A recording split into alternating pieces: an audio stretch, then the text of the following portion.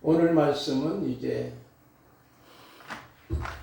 팔복 중에서 7번째 복입니다. 따라합시다. 화평하게 하는 자의 복. 그 복이 뭘까요? 화평하게 하는 자의 복의 내용이 꿀을 잡수신 것 같아요. 성경을 보시면 금방 답이 나오죠. 예, 하나님의 아들이라. 우리 권사님들에게는 섭섭하거든요. 아들만 있으니까. 실제는 하나님의 자녀로 통할 수 있습니다. 화평하게 하는 자는 바로 복이 있는데 그 복의 내용이 하나님의 아들. 여러분이 과연 하나님의 자녀가 되는 실감을 하십니까? 누가 뭐래도 나는 하나님의 자녀야. 아멘. 믿습니까? 아멘. 대통령의 자식만 되더라도 특혜를 받는 모양 아니에요. 이번에 대통령의 아드님이 어떤 전시에 보니까 상당히 많은 국고 지원금을 받고 전시를 하는 모습을 보면서 사람들이 대통령의 아들에게 특혜를 주냐 이렇게 따지는 분도 있어요. 여러분, 나라에서도 일개 대통령 아들만 되더라도 상당히 특혜가 있고 뭔가 좋은 점이 한두 가지가 아닐 거예요. 물론 나쁜 것도 있을 수 있어요. 그렇지만 우리는 누가 뭐래도 하나님의 자녀면은 하나님의 나라의 집에서 살아가는 줄 믿습니다. 어마어마한 축복이에요. 어마어마한 특권입니다. 그러기 위해서 우리가 무엇보다도 화평케 하는 자, 화평하게 하는 자, 피스메이커가 되기를 주님의 이름으로 축복을 드립니다. 복습을 쭉 해보겠습니다. 이제 거의 팔복을 마칠 때가 됐지요. 첫 번째 복 제가 서두만 말씀드리고 답은 여러분이 말씀해 주시기 바랍니다. 심령이 가난한 자는 복이 있나니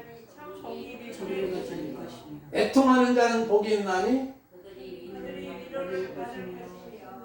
온유한 자는 복이 있나니 의에 줄이고 목마른 자는 복이 있나니 궁일이 여기는 자는 복이 있나니 지난주에 했던 말씀 마음이 청결한 자는 복이 있나니 암송하셔야 되는 다 컨명을 하시고 하시네. 다음 주에는 암송대회가 있을 것 같은데 한 주간 동안 준비해 주시면 좋겠습니다. 오늘은 바로 화평하게 하는 자의 복. 그러기 위해서 무엇보다도 지난주에 있었던 마음이 청결한 자의 복. 바로 마음이 청결한 자가 하나님을 본다고 하는 것과 하나님의 자녀라는 것과 어떻게 보면 비슷한 내용들이 함축되어 있는 그런 모습을 보게 되지요. 그래서 지난번에 있는 말씀을 잠깐 언급하겠습니다. 마음의 청결함이라고 하는 것은 첫 번째는 하나님과 나와의 관계 속에서 내가 하나님께 시선을 두는 사람. 그러기에 하나님 앞에 서니까 내가 주인이야. 그리고 이 말씀은 두 마음을 품지 않는 한 마음을 품는 자. 쉽게 말하면 하나님 외에 다른 대안이 없는 거예요. 그래서 야고보서 4장 7절 9절 말씀 보니까 그런즉 너희는 하나님께 복종할지어다 마귀를 대적하라 그러면 너희를 피하리라 하나님을 가까이 하라 그러면 너희를 가까이 하시라 죄인들아 손을 깨끗이 하라 두 마음을 품는 자들아 마음을 성결하게 하라. 여기 보니까 손을 깨끗이 하라 하면서도 두 마음을 품는 자들은 마음을 성결케 하라. 쉽게 말하면 하나님께만 시선을 집중하는 마음이 깨끗한 것. 이것도 아니고 저것도 아니고 이 사람도 좋고 저 사람도 좋고 어떤 분이 이 여자도 좋고 저 여자도 좋고 자기 아내도 좋고 이웃집 아내 다른 여자도 좋아하면은 그것은 마음이 깨끗한 것이 아니라 어떤 마음일까요? 은큼한 마음, 더러운 마음. 나쁜 마음이잖아요. 하나님을 믿는다 하면서도 무당집에 가서 점을 보는 사람, 이 마음은 무슨 마음이에요? 추한 마음이에요. 정말로 하나님께만 집중하는 마음, 하나님께만 시선하는 마음, 한 마음으로 집중하는 것이 마음이 청결한 자라고 성경은 말씀하는 거예요. 그 다음에는 예수님의 십자가의 보혈의 피로 말미암아 나의 모든 죄가 다 깨끗해진 것을 우리는 알아야 됩니다. 내가 요즘처럼 손을 자주 씻고 발도 씻고 깨끗이 아무리 씻어도 안 돼요. 우리의 마음이 깨끗해질 것은 바로 예수님의 십자가의 보혈의 능력인 줄 믿습니다. 그러므로 히브리 기자는 이렇게 말합니다. 형제들아, 우리가 예수의 피를 힘입어 성소에 들어갈 담력을 얻었나니 그 길은 우리를 위하여 휘장 가운데로 열어놓으신 새로운 살 길이요, 휘장은 곧 그의 육체니라 그랬지요. 그 다음에는 이웃에게 선을 행하는 사람. 오늘 말씀이 이와 일맥상통합니다. 바로 이웃에게 선을 베풀 때에 이웃과 화평을 이루지, 이웃에게 나쁜 짓 하고 이웃 거 빼앗고 탈취하게 되고, 그렇다고 하면은 이웃과의 화평이 이루어지지 아니하는 것. 오히려 이웃에게 선을 베풀고 심지어는 내 원수까지도 위해서 기도할 수 있고 핍박하는 자를 위해서도 축복할 수 있는 그 모습이 어떤 면에서는 악일지라도 악을 선으로 이길 수 있는 모습이 인간관계에서 화평을 이룰 뿐만 아니라 하나님이 그것을 기뻐하시고 나와 하나님의 관계가 담이 없고 언제나 소통할 수 있다는 하나님과의 화평을 이루는 줄 믿습니다. 아까 말씀드린 것처럼 화평하게 하는 자는 하나님의 아들이라는 일컬음을 복을 받지요. 그러므로 엄청난 어마어마한 복을 우리가 누리고 있는 거예요. 먼저 서론적으로 화평의 정의는 뭘까요? 마태복음을 기록할 당시에 그 당시는 로마 시대였었어요.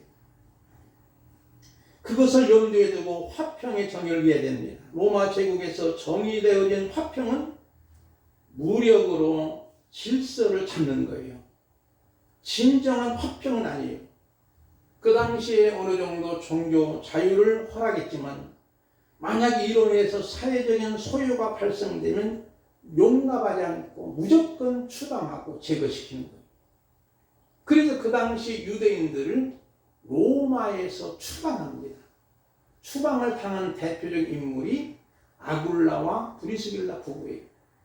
사도행전 18장 2절 이하에 보니까 아굴라는 본도에서 난 유대인 한 사람을 만나니 글라우디오가 모든 유대인을 명하여 로마에서 떠나라 한 거로 그가 아내 브리스길라와 함께 이달리아로부터 새로운지라 바울이 그들에게 가매. 그래서 바울이 이들을 만나요.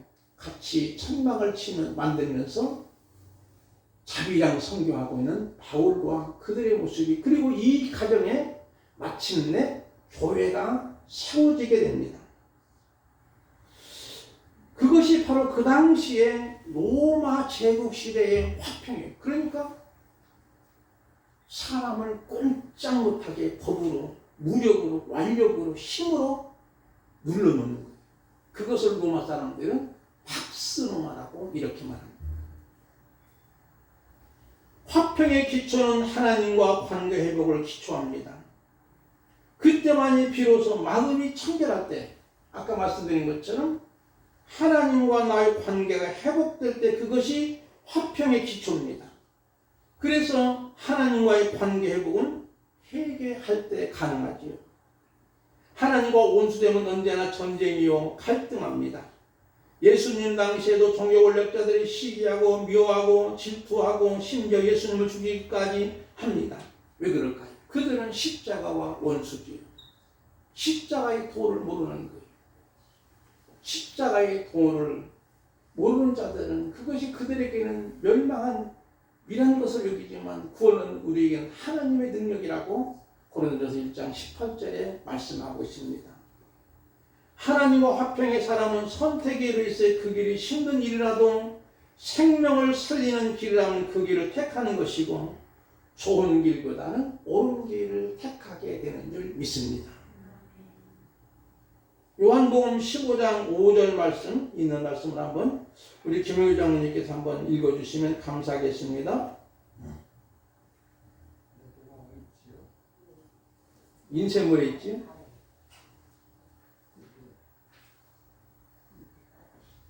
예. 요한복음 15장 5절 말씀.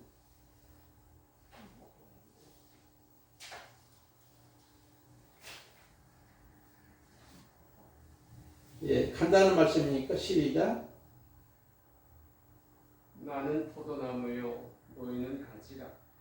그가 내 안에 내가 그 안에 거하면 사랑의 열매를 많이 맺나니 나를 떠나서는 너희가 아무것도 할 수 없으리라. 아멘.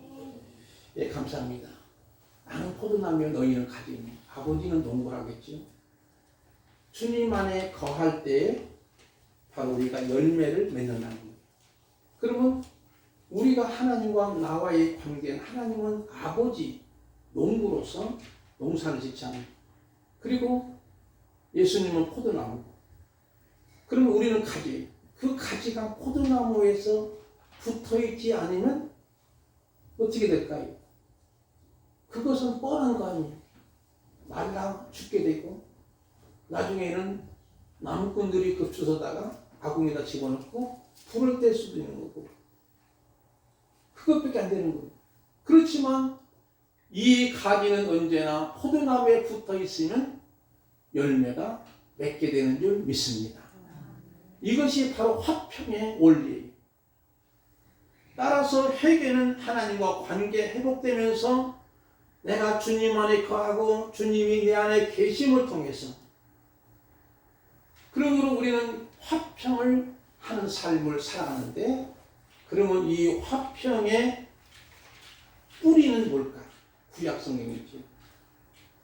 특히 구약성경 내역이 22장 29절부터 30절 말씀 보면은 그 내용이 뿌리입니다. 한번 우리 김명식 목사 읽어주실까요?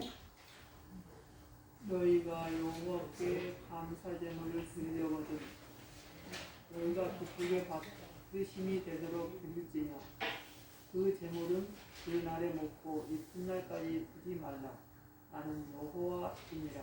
아멘. 여기 있는 말씀 보니까 감사제물을 드리려거든 제사를 드릴 때 어떤 일이 벌어지냐 너희가 기쁘시게 받으심이 되도록 드릴지는데 그 제물 그날에 먹고 혹시 그날 다 못 먹으면 이튿날까지 두지 말라. 여호와니라. 쉽게 말하면 우리가 화목제물, 감사제물 이 제물을 드릴 때에 이튿날까지 모두 소비를 해야 되는 거예요. 그래서 화목제물을 기한을 정한 이유는 이웃 공동체와 함께 나누어 먹으라는 의미가 있는 거예요. 예를 든다면 송아지 제물을 누가 드렸어요. 화목 제물은 자기들이 먹는 거예요. 근데 송아지 제물을 드렸는데 송아지는 상당히 크잖아요. 뭐 비둘기도 아니고. 그러니까 아무리 식구가 대식구라도 그 송아지 한 마리를 하루 이틀에 다 소비할 수 있을까요? 소비하기가 어려울 겁니다. 아무리 고기를 잘 먹는 사람이라도.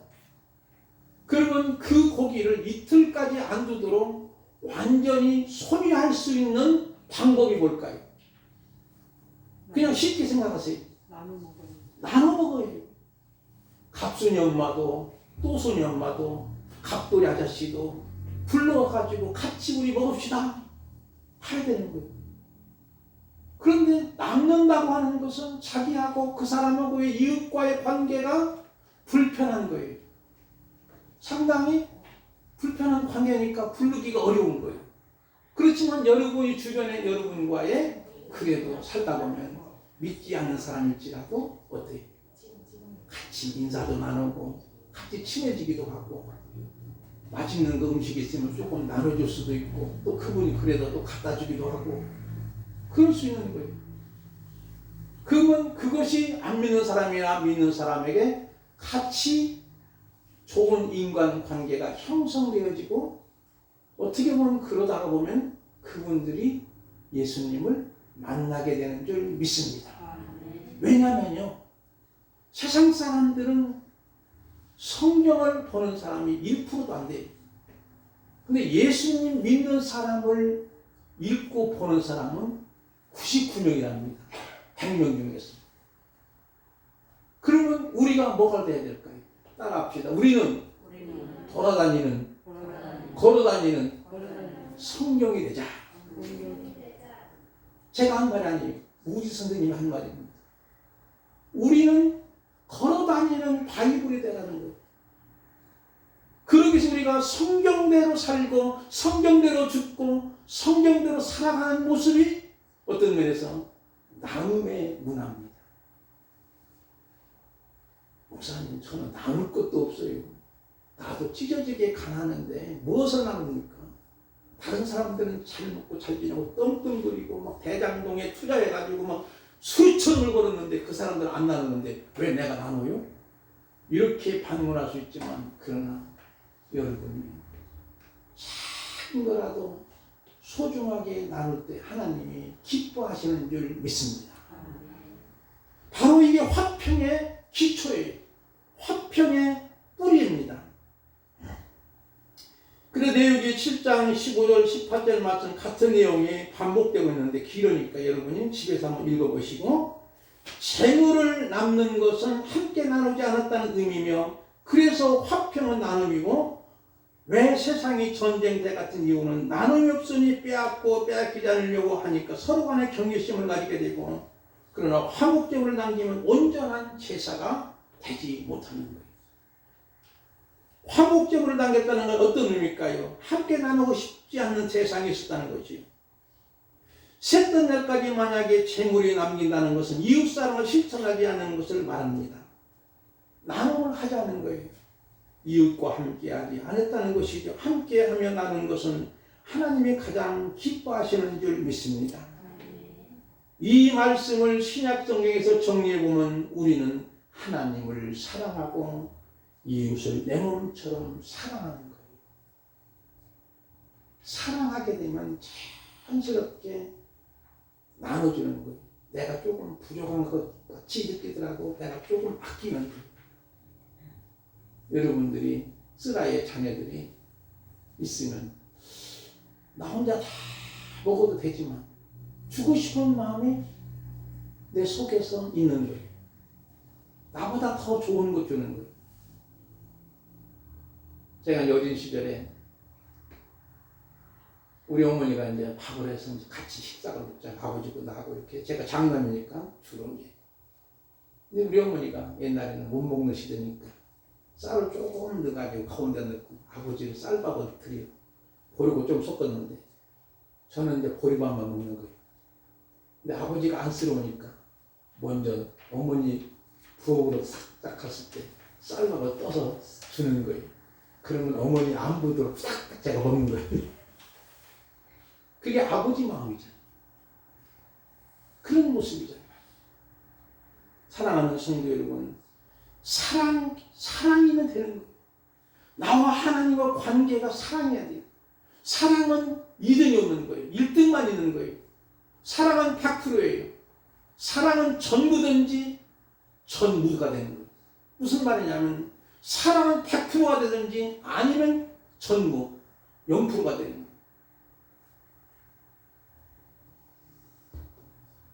우리가 너무나 잘 아는 말씀이 있죠. 마태복음 22장 37절부터 40절까지 우리 홍미자 권사님 한번 읽어주시면 좋겠습니다.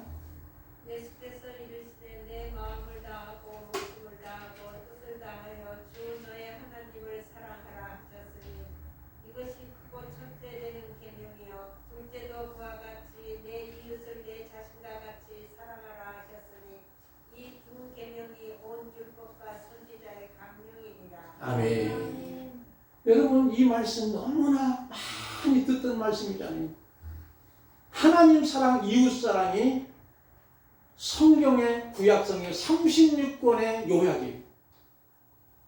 구약 성경이 36권 너무나 많잖아요. 그런데 그 전체적인 요약이 대강령이라 바로 온 율법과 선지자의 강이라는 말은 요약이라는 뜻입니다.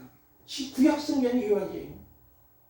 그러면 우리는 하나님의 사랑, 이웃사랑을 통해서 하나님과 화평을 이루어지고 이웃과도 화평을 이루어지는 삶이 된다면 그 사람은 누가 뭐래도 하나님의 아들인 줄 믿습니다.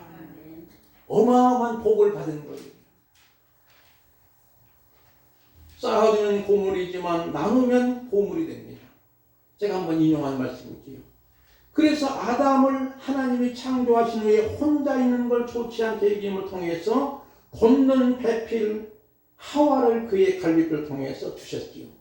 그때 아담이 얼마나 좋아했는지 이는 내 뼈 중에 뼈요 살 중에 살이로다 최고의 멋진 시를 써서 하나님께 드리는 아담의 모습이지요. 그런 모습처럼 돕는 배필이에요. 이 말은 오늘 엣질이라는 말을 쓰는데 돕는 배필입니다. 서로 돕는 거예요.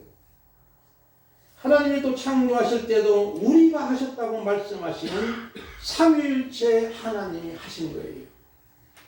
쉽게 말하면 우리 교회 공동체는 실용주의보다 비경제적이지만 우리 모두가 함께하며 같이 일하는 것이 하나님이 기뻐하시는 거예요. 토요일마다 우리 권사님 두 분이 예배당 청소하시잖아요. 뭐 예배당이 넓지 않으니까 두 분이 하셔도 충분하지만 저도 도와드리고 우리 집사람 도와드리고 그렇게 하면서 백지장도 받들면 훨씬 가볍잖아요. 이 모습처럼 우리가 같이 협력하고 같이 화목한 가운데 일하는 것이 하나님이 기뻐하시는 거예요. 반천만의 봉사들이 권사님 기도했지만 사실은 그렇게 많지 않거든요. 현재 50개 정도밖에 안 되는데 우리 교회 자체적으로도 충분히 감당할 수 있어요. 그러나 같이 봉사자들하고 같이 일하게 되면 또 기쁘고 괜찮아요. 그분들이 좀 늦게 오시니까 거의 반찬이 이제 만들어진 후에 오시는 분들이 있어서 그렇게라도 고마운 거예요. 왜냐하면 이 모든 것들은 같이 협력해서 봉사해서 하는 거예요. 하나님이 그걸 기뻐하시는 거예요. 그 다음에 마태복음 5장 23절 25절 말씀을 한번 볼까요? 우리 전주자 권사님 한번 읽어주실까요? 그러므로 예물을 제단에 드리려다가 거기서 내 형제에게 원망 들을 만한 일이 있는 것이 생각나거든 예물을 제단 앞에 두고 먼저 가서 형제와 화목하고 그 후에 와서 예물을 드리라. 아멘. 우리가 형제하고 원망 많은 거 있었죠. 지금 내가 하나님 앞에 예물을 드려. 그런데 예물을 드렸는데 누구하고 마음이 안 맞아. 그 사람하고 조금 다퉜어. 서로 원망하고 있고. 그러면 그 예물을 드리기 전에 먼저 그 사람하고 화목하고 와서 예물을 드리는 거예요. 이만큼 중요한 거예요. 만약에 그렇지 않고 드린다면 하나님이 받지 않는 거예요. 여러분 하나님 앞에 드린 예물은 뇌물일까요? 절대 뇌물은 아닙니다. 거래가 아닌 거예요. 하나님을 사랑하는 거예요. 그렇게 하나님 원하시는 대로 우리가 예물을 드릴 때 하나님이 기뻐하시고 은혜를 베풀어 주시는 줄 믿습니다. 그래서 먼저 이때는 윗사람이 용서해야 돼요. 아랫사람이 용서하는 것이 아니라 먼저 용서하는 거예요. 이번에 보니까 대통령 후보 아무개가 저 윗선까지 내려가지 않습니까? 얼마나 바쁠 거예요. 한 표가 요금한 상황이에요. 그래도 자기가 먼저 윗사람이라고 생각하고 먼저 내려가서 같이 회포를 풀고 같이 식사하고 그러다 보니 그 사람들이 다 또 화해되고 어깨동무하고 사진 찍기도 하고 그런 모습처럼 보기 좋은 모습 아니 물론 여당에서는 조금 싫어하겠지만 그러나 우리 국민들 입장에서는 모두가 서로 화합하고 서로 화목해지고 그런 것들을 원하는 거예요. 그래야만 나라가 정치 발전이 이루어지는 것이지 내가 대통령만 되면은 아무게 가만히 안 둘 거예요. 저 사람 잘못한 거 내가 낱낱이 끄집어내서 그냥 감옥에 넣을 거예요. 이런 마음을 가지면 안 돼요. 절대로 안 됩니다. 오히려 용서하는 마음, 정말로 불쌍히 여기는 마음을 가질 때만이 진정한 평화의 세계가 오는 줄 믿습니다. 예수님이 십자가상에서 용서의 기도를 하십니다. 예수님을 십자가에 못 박는 그 로마 병사들, 심지어는 예수님을 십자가에 못 박도록 가진 모략과 가진 수단 방법을 통해서 했던 그 당시 유대인 종교 권력자들, 대제사장들 또는 서기관들, 바리새인들, 아버지여, 저들이 알지 못하오니 저들의 죄를 용서하옵소서 한 거예요. 제 입장을 생각해 보니까 내가 용서할 수 있을까? 나를 갖다가 십자가에 못 박는 사람들, 그렇게 나를 못되게 굴고 어떻게든 나를 어떻게 죽일까 하고 연구만 했던 이 종교 권력자들, 그 못된 사람들을 하나님 그래도 저들을 정말 하늘에서 불이 내려서 한번 뻔을 보내주세요.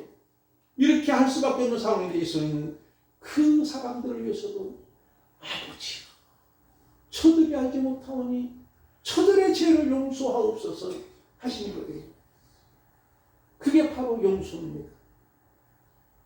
오늘 우리들은 조금만 뭔가 있으면 용서하지 못하고 응어리가 있고 두고 보자 하면은 이미 벌써 하나님의 자녀의 모습에서 떠난 거예요. 정말로 여러분의 가정, 여러분의 삶 속에 진정한 평화가 있습니까?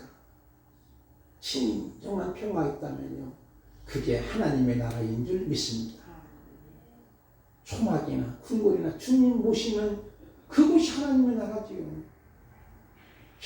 내가 이제 앞으로 이렇게 해서 가서 꿈을 갖고 이제 아파트도 그냥 어떻게 하나 짓고 뭐 궁궐도 짓고 이렇게 해서, 여러분, 비록 여러분의 삶이 지금 단칸방에 사실지라도, 비록 작은 방에 사실지라도, 남의 집 월세 사실지라도, 여러분이 그곳에 주님이 계시는 그곳이 바로 하나님의 나라인 줄 믿습니다. 아멘.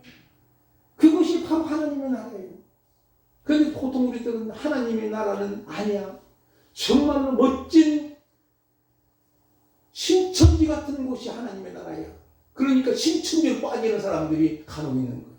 그게 아닌 거예요.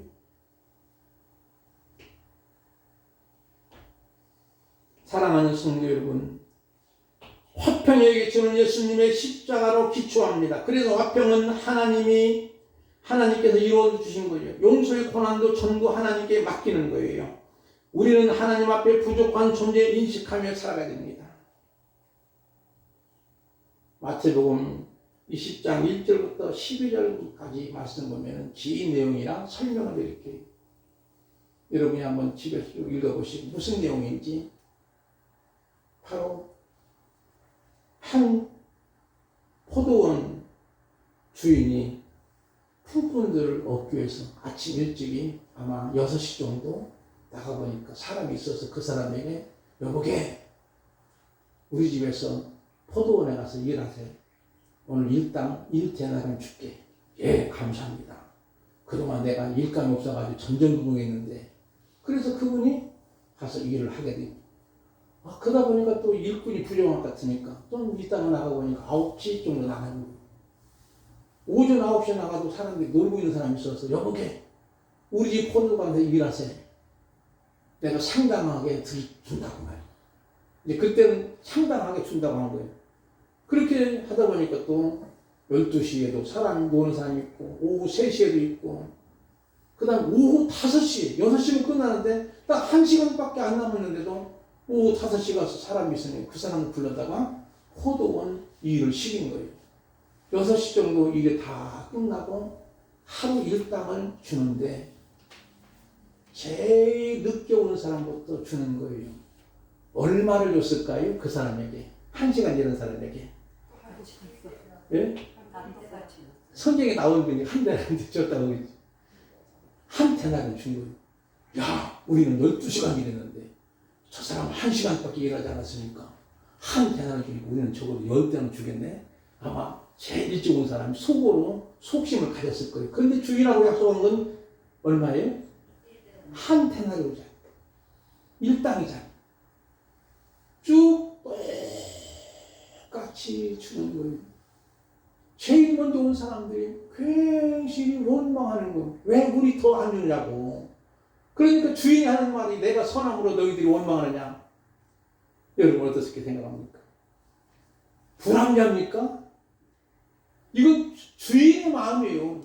주인께서 주신 거예요. 그냥 한 시간 일했어도 주인이 그 일을 베푸시고 주인의 은혜로 주는 것이지 일찍 왔다고 해서 막 더 주는 법은 아니고 일단은 약속한 것만 드리면 되는 거죠.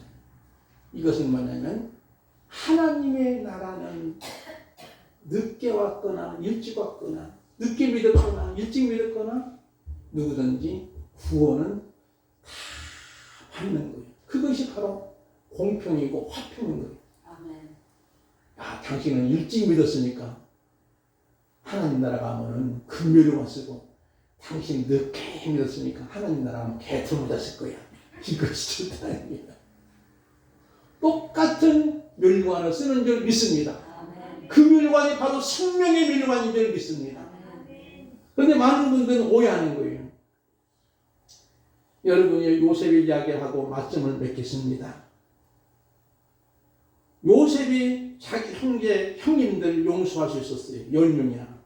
창세기 50장 20장 말씀 보면 나오는데 거기 우리 허욱자 기사님 한번 읽어주실까요? 당신들은 나를 헤아려 하였으나 하나님을 그것을 손으로 바꾸사 오늘과 같이 많은 백성의 생명을 구원하게 하셨나니. 아멘. 자, 요셉의 인물 이야기하면 길어지지요. 아마 내일까지 해도 모자랄 정도로 길은 내용인데 여러분 요셉이 형들로 통해서 노예로 팔린 거예요. 처음에는 시기와 질투 때문에 이 동생 요셉을 죽이려고 한 거예요. 구덩이에 집어넣으면 나중에 굶어 죽든지 호랑이 밥이 되든지 그렇게 해서 죽이려고 했는데 그래도 안 됐든지 형 루벤이 야 그러지는 말자. 그리고 건져내서 노예로 팔았는데 이 요셉이 그 당시에 세계를 제패하던 애굽 땅에 팔립니다. 팔린 장소가 어디냐면 바로 왕의 시유대장 보디발의 집에서 노예 살이하는 집으로 팔렸는데 그 집에 가보니까 노예가 한두 명이 아니에요. 수백 명이 되는 거예요. 왜? 그 당시에 실세 중에 실세이기 때문에 이 보디발이. 여러분 생각해 봅시다. 나이가 그렇게 많지도 않아요. 청소년 나이 한 17살 정도밖에 안 됩니다.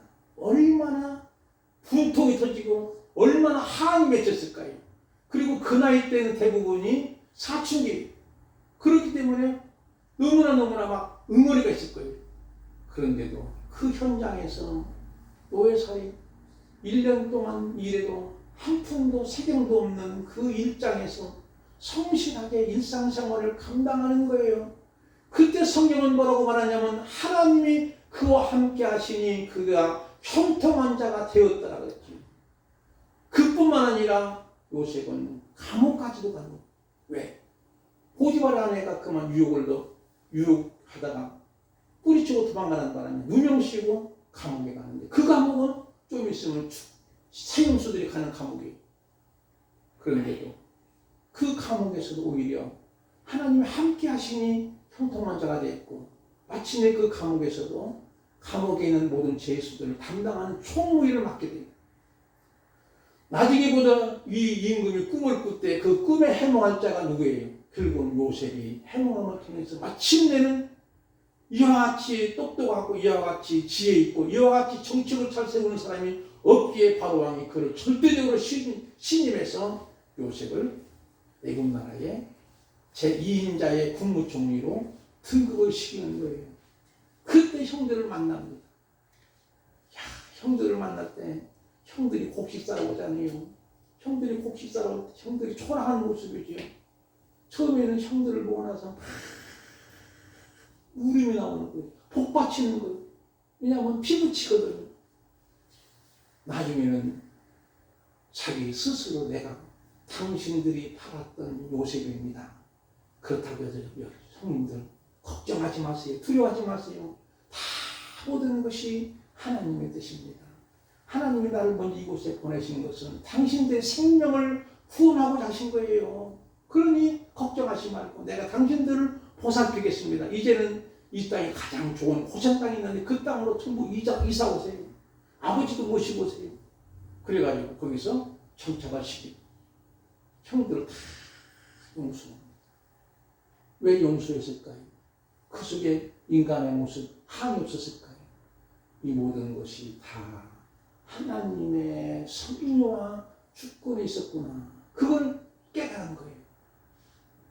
하나님의 주권과 하나님의 섭리 있는 것을 깨달을 때 비로소 요셉은 형님들을 용서하고 오히려 그 형님들을 대접하고 형님들의 생명을 구했던 그 아름다운 모습이 바로 화평을 이루는 거예요. 사랑하는 성도 여러분, 오늘 우리들이 용서가 없다면 화평이 이룰 수가 없게 됩니다. 그런 면에서 우리는 마태복음 18장 18절 20절 말씀 한번 보시고 우리 마지막으로 홍성희 집사님 읽어주시면 좋겠습니다. 진실로 너희에게 이르노니 무엇이든지 너희가 땅에서 매면 하늘에서도 매일 것이요 땅에서 풀면 하늘에서도 풀리리라. 진실로 다시 너희에게 이르노니 너희 중에 두 사람이 땅에서 합심하여 무엇이든지 구하면 하늘에 계신 내 아버지께서 그들을 위하여 이루게 하시리라.